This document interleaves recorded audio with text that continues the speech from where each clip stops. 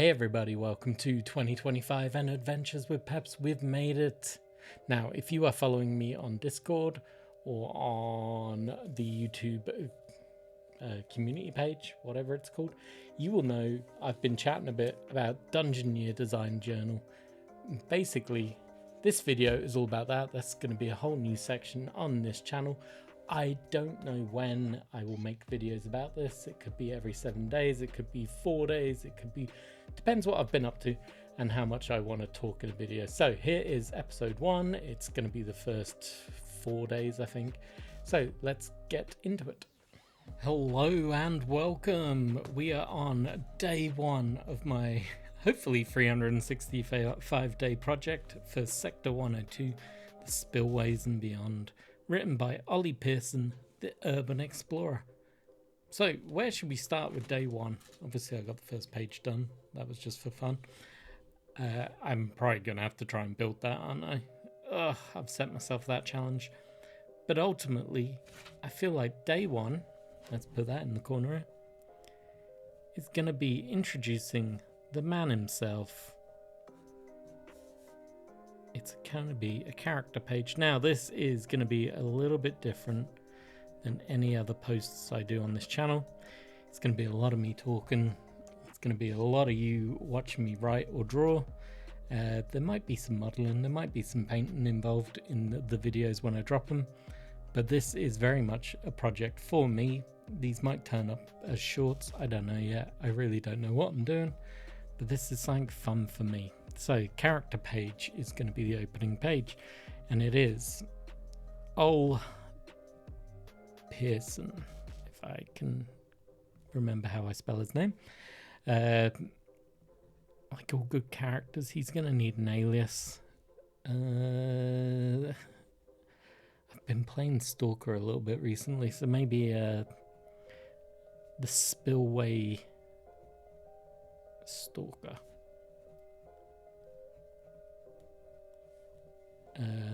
He needs an age, doesn't he?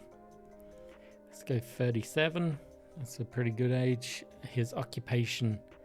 Now, we know he's an urban explorer for definite. But how does he make his money? Urban explorer. It's very rare that you're wealthy in the new version of Mega City 1. So maybe he's a Trivid star. He has his own, like, exploration show. What else can we think of? Obviously, he's from Sector 102. Appearance.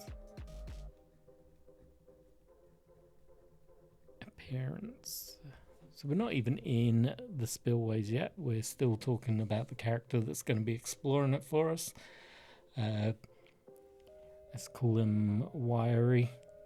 I feel like you'd want to be a wiry... Obviously a wiry man. Let's give him... I'm trying to think of their names. Hang on. Had a quick Google there. Found out some names. So I kind of want him to look like the Yellow Hat Man from Curious George meets David Bellamy from the 90s UK TV shows. He was like a explorer / he'd jump around looking at bugs in the backyards and telling kids shows, that kind of stuff. So that's how I'm imagining him. So he's going to be a wiry man with, probably judging by these people, an unruly brown hair, big beard, because obviously that's where he's going to trap any bugs or funguses or anything else like that. I can't paint eyes, so I'm not going to worry about eye colour. He'll probably have a few scars from his adventures, let's call them. That's probably it. He'll have his Urban Explorer suit. Which is going to be sort of a creamy yellow colour that protects him from radiation. Let's say that. Protects from radiation somehow.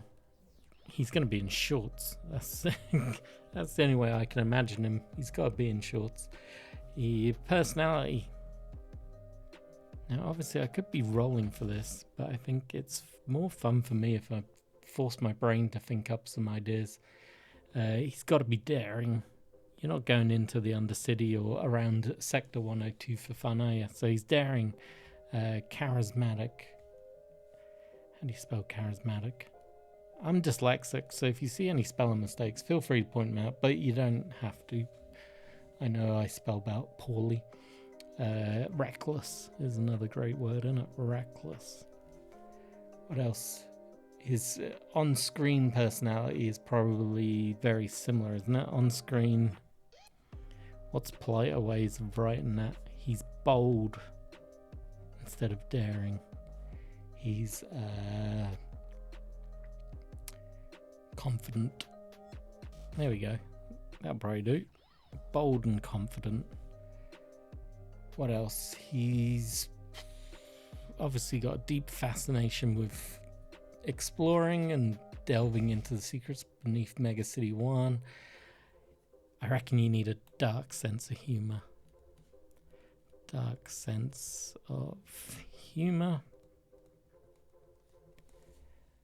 That's probably it. We can come up with a background as well. I want to have space for a picture, so maybe we'll try and do a picture first, and then we can come back to maybe coming up with some background for him. Otherwise, that probably let's save that for the blog. I'll put a link with any videos that have any blog references to them. I'm going to quickly Google while we're sat here, Yellow Hat Man, because that's kind of how I'm imagining him at the moment. So, oh my god, what am I doing? He's going to have,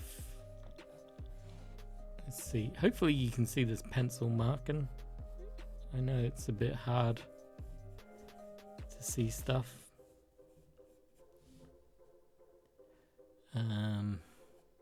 Yellow Hat Man has a bit of a pointy nose, which I'm not a fan of. My guy's gonna have a more classic, a bulbous nose. I'm not great at drawing people, guys, so be kind if you decide to comment on how I draw. This is purely for my reference. The chances are I need to make this guy into a fully fledged model at some point, so let's think this through in a way that I can make him. I do want a mustache, so let's get the mustache in. The mustache is gonna be a beard as well, so how do you draw? I have a beard and I can't imagine how everything looks. Alright, some teeth, and then an unruly beard. This is going to be the hard bit. Now, obviously I could hero forge it and make my model all in fancy 3D artwork, but where's the fun in that? Right, the beard is something like this, and then fill out his ear. He's going to have the beard coming down here. Obviously a bit ruly in the back here. Let's have this hat coming out, something like that.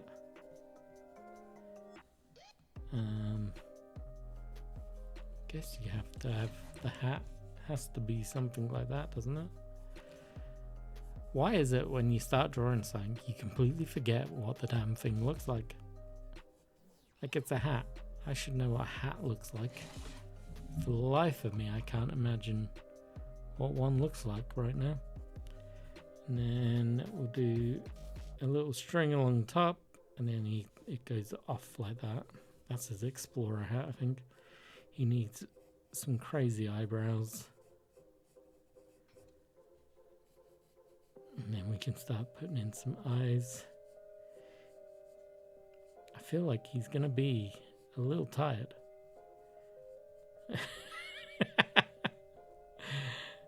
I think I've made him look stoned. Maybe he's partaking in some mushrooms that he should not be enjoying as much. I guess like being in the undercity, maybe it's weathered him a little bit too much. There we go. I love it. Okay, I think I've waffled on enough. I'm gonna carry on drawing this and color him in. I'll write a bit more maybe, and I'll come back when it's done.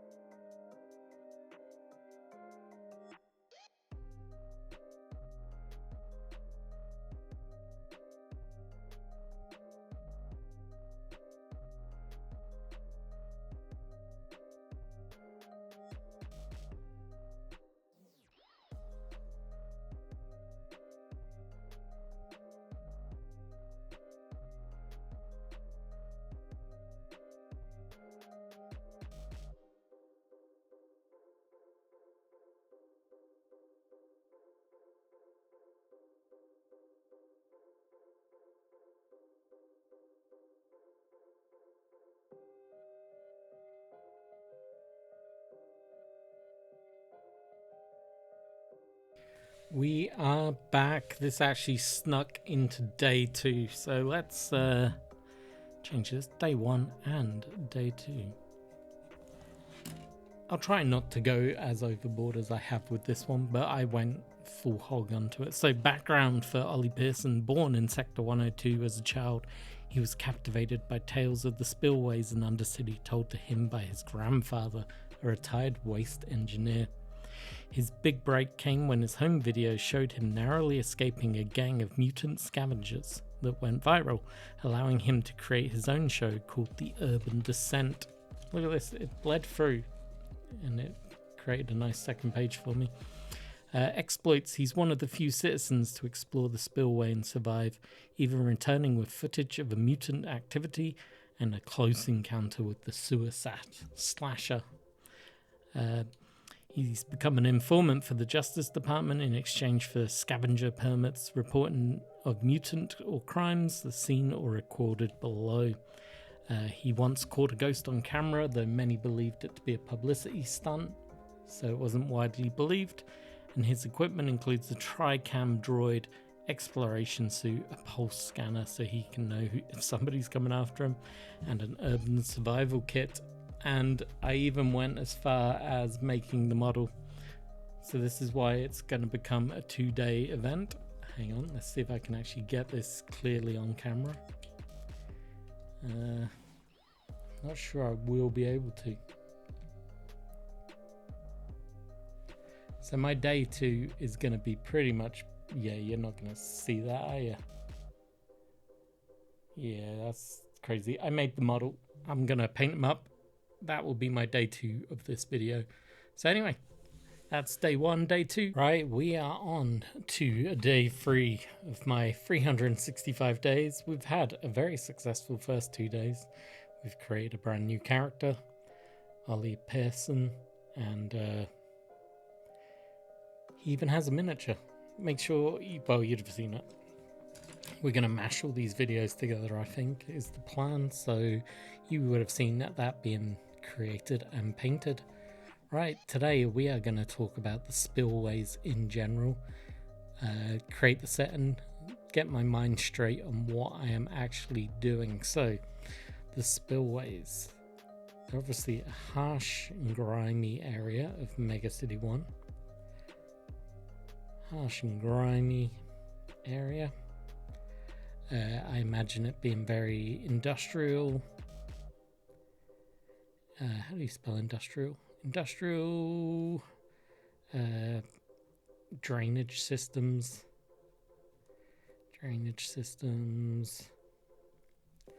toxic waste, sludge, sludge.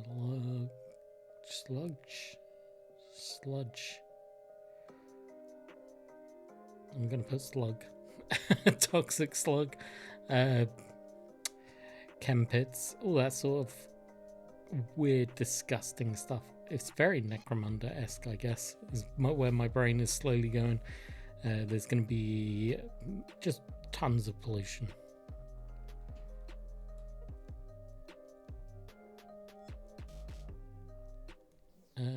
What else we got? Deals with all the waste from above. Deals with all the waste from above. I feel like today is going to be a lot of writing, so rather than me just yapping away and trying to get my ideas out, I'm going to write them all down and then we'll come back. Okay? Right, okay, I've written out. Let's go through what I've come up with. So, the Spillways, a harsh, grimy area, industrial looking with drainage systems everywhere, toxic waste, sludge chem pits, tons of pollution. Basically deals with all the waste from the above citizens. And then I came up with some key characteristics for this area. We have the industrial scale of it all. So giant pipes, giant tunnels, towering sluices, machines everywhere, waste created by hundreds of citizens. The toxic environment, we got radioactive sludge dripping down the walls, chem pits that you could accidentally fall in, biohazards in general, so think drugs, needles, all this disgusting stuff that just gets dumped. Roving bands of mutants that are searching for stuff, mutated fauna and flora. That's going to have its own section in this book, I hope. We also have decay and desolation down here. It's neglected, nobody cares for it. It's out of sight, out of mind. The machinery is slowly rusting from the pollution. Everything has mold on it. The buildings are collapsing down here. There's leaky pipes. The people that live and work down here aren't really looked after. There's criminal activity down here. Smugglers use this to get around the city. Gangs hide out down here. There's the outcasts, the members of the population that no longer fit within normal society come down here. There's illicit dumping happening as well, so think dead bodies, weapons, drugs. They also have connections to the deeper parts of the spillway. Down there's the mutant townships, there's possibly alien nests, there's maybe ways into the undercity. Could be a sea of pollution or at least a giant river flowing down there. I've also written in Kelp Labs because in my original idea for the area, Kelp Labs had a weird storage silo filled with food that had gone missing, and I want to kind of add that in. Also, Kelp Labs kind of going to be a bad guy corporation, so they'll be popping up quite a bit. And then finally, I just came up with some terrain ideas to make this come to life. Giant structures like the one I built last week. I'll pop up a video for that. Pipes, barrels, chem pits. Very simple. So that's day 3. We're on a roll.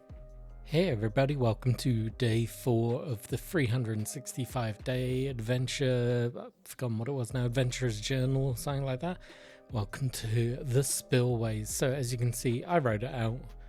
It wasn't much to watch me today, so I just wrote it out and I'd go over what I've written. So the gate to the spillways, the entrance to the spillways looms like a grim sentinel on the sector's outskirts. A stark concrete structure half buried in toxic sludge, a brutalist relic scarred by time and weather. Streaks of rust and oil grime seep down the angular walls, weather control ensuring it always rains in this area to limit the spread of the pollution. Massive metal doors, mottled with corrosion and marred by yellow and black radiation hazard symbols, dominates the entrance. Their thick riveted panels suggest an unrelenting strength. A battered warning sign flickers above. Authorized personnel only. Biohazard zone. Flanking a smaller door stands 2 sentinel guards. These robots stand at 8 feet tall, painted in yellow and red. Fitted with scanners and integrated weapons, their presence a grim reminder of the dangers within. Nicknamed Argus and Cerberus by the Hula crews, they guard the door. So there you go, and there's a little drawing of one of them. Now this is based on models that I have, so I'm going to show them right now, and probably tomorrow will be a character page about the two droids. So that's my plan. Let's see if I achieved it. And there you have it, the first few days of this new project. As always, make sure you are following on Discord. There'll be links somewhere around to connect to it. You can also follow me on Instagrams. I've now got 2 channels. There is the first one, which is Adventures with Peps, purely me doing hobby stuff. The second one is called Sector 102. There'll be links below. That is purely going to be about this project for the year. So depending on what you want, follow there. If you've liked this, make sure you drop a comment, drop a like, all that good stuff. Let me know if you're actually keen on this. If you're not, well, I'm still going to be doing them, so you can feel free to ignore them. Otherwise, join the coffee club, buy me a hot drink. We're in the winter season here in Canada. I would love some hot chocolate, so drop a little $2 donation. As always, cheers for watching.